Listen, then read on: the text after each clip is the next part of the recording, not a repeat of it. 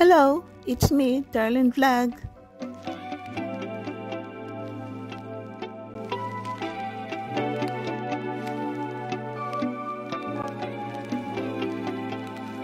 Mga kalingap, good afternoon. Good evening mga ka-Chumkarl. It's me, Darlene Vlog.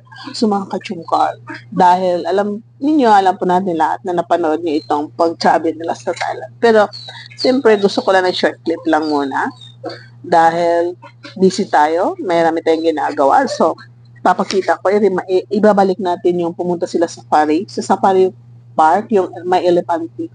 At dito nga, so bago sila pumunta, bago muna natin simulan ang ating reaction, shoutout muna natin si Beba Santos Matubang, si Ate The Vlog, si Kalinga Prab, siyempre si Berado ang presidente ng Karipa, si Kuya Noli, si Deda TV, at siyempre si Kalinga Chumar at Carla Chopilar. Pag-subscribe po sila. Thank you!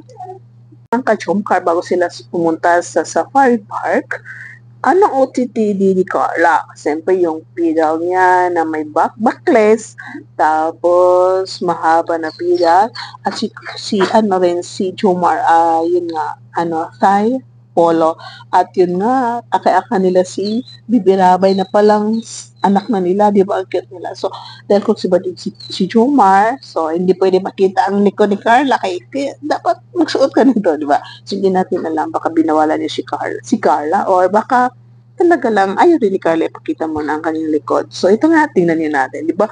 So beautiful ang dalawa sa kanilang outfit, papuntang safari.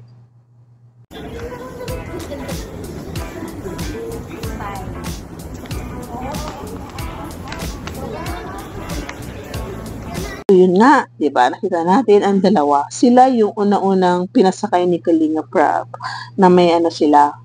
Kita niyo, hindi ba ni Carla ang kanyang jacket? Oh, makita niyo yung likod ni Carla. So beautiful, so makinis, so hot.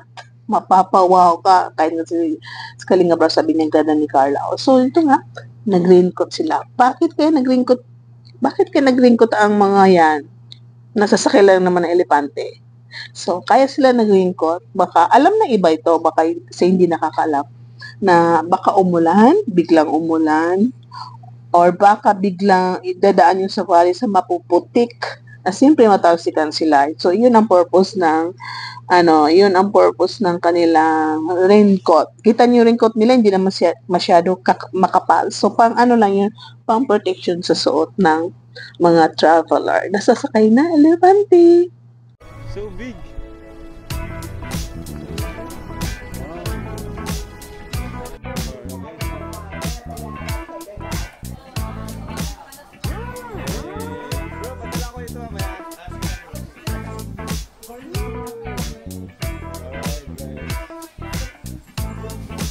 Lahat sila ay first time sumakay daw ng elepante. Lahat sila nagsabi na first time.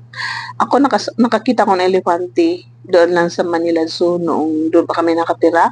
So let's say 1994 nandun na kami sa Manila. So umalis kami doon is 2009. So medyo matagal-tagal din. So yung mga anak ko nakakita ng elepante kasi nung maliliit pa sila, kasi pumupunta kami dyan. So ito nga, sila lahat ay first time daw nila. At ito, ang laki-laki daw ng elepante.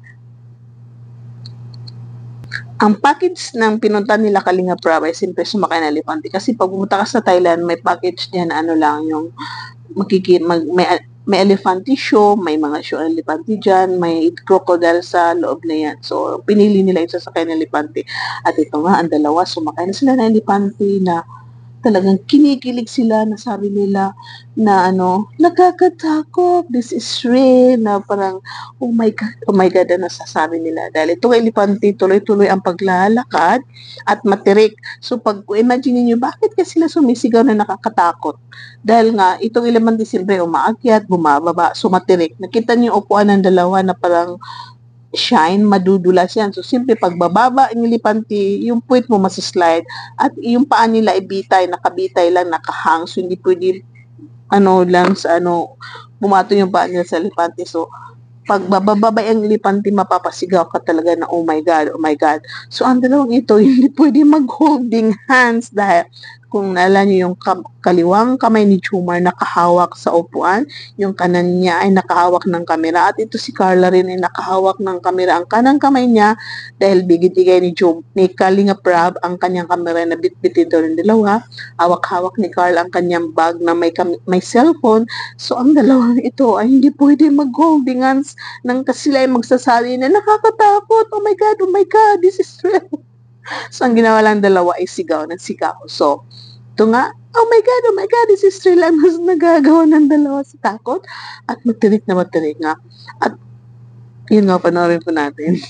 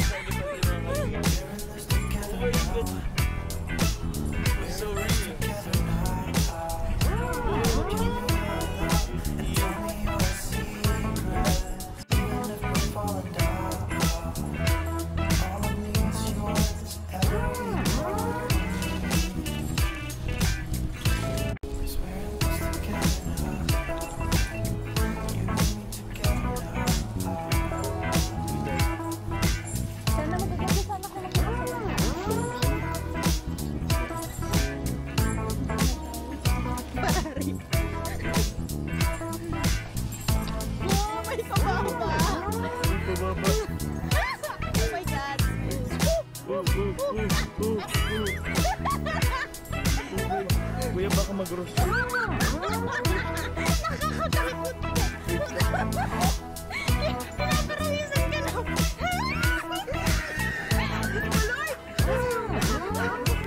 Salma lang. Oh my God! Baka mag-grocery.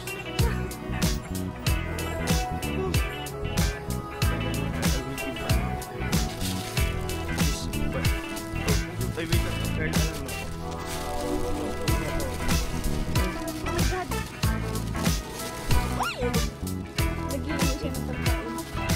Doon sa pinuntahan nila, di ba, pati nga sila Kalingap, Kuya Val na, pag malapit na patapos ang pasyal ng Elepante, itong mga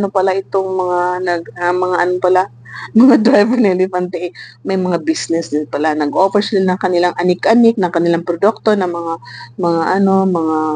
kwintas, mga bagal, nabibenta nila ng 500 baht, 300 baht. Ito si Jomar ay bumili ng kanya kwentas, bumili rin ng parang 300 baht yung kay Carla na para kay Carla. So, di ba, may souvenir na sila doon sa Elepante. At yun, pagkatapos nila,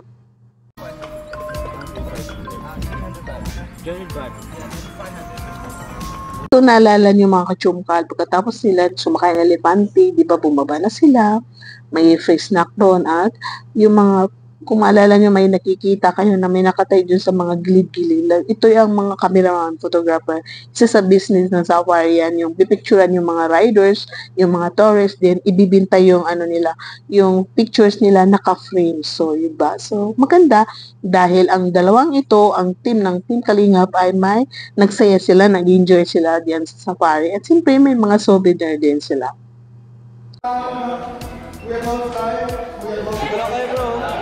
Dito kayo.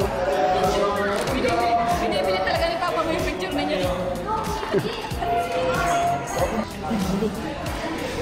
Kain po tayo?